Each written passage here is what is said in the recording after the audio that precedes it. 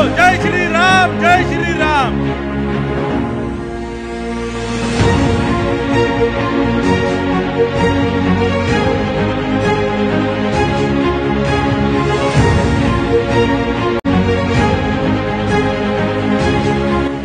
मी या विरोधकांना विचारतो की जो नागपूर पासून भंडारापर्यंतचा रस्ता आहे, भंडाराचा बायपास आहे, आंबोऱ्याचा पूल आहे, भंडाऱ्यापासून लाखनीपर्यंतचा रस्ता आहे, लाखनी मधला फ्लायओव्हर आहे, साकोली मधला फ्लायओव्हर आहे, लाखनी आणि साकोली मध्ये जो फॉरेस्ट ओव्हरब्रिज आहे किंवा सोंदड मधला जो रेल्वे ओव्हरब्रिज आहे किंवा अनेक असे हायवेचे काम हे कोणी केले?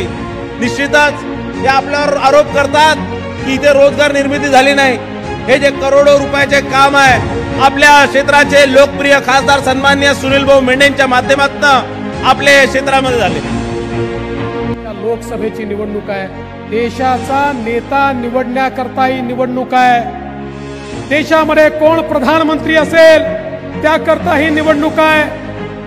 या ठिकाणी सुनील मेंढेजींना ज्यावेळी आपण मत देतो, कमळाचं बटन ज्यावेळी आपण दाबतो, केवळ सुनील मेंढेंना मत मिळत नाही, ते मत थेट मोदीजींना त्या ठिकाणी मिळतं।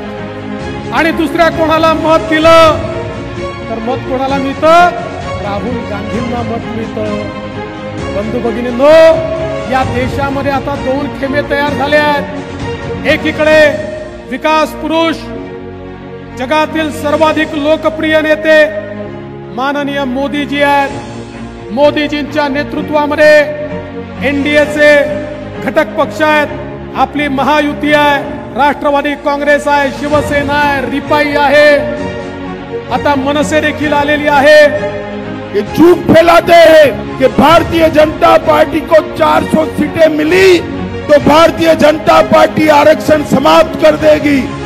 बाबा, हमारे पास 2 टर्म से पूर्ण बहुमत है। हमारे बहुमत का उपयोग हमने कभी भी आरक्षण को हटाने के लिए नहीं, हमने बहुमत का उपयोग धारा 370 को हटाने के लिए जरूर किया। हमने बहुमत का उपयोग ट्रिपल तलाक को समाप्त करने के लिए जरूर। राहुल बाबा, लोगों को गलतफहमी मत फैलाओ।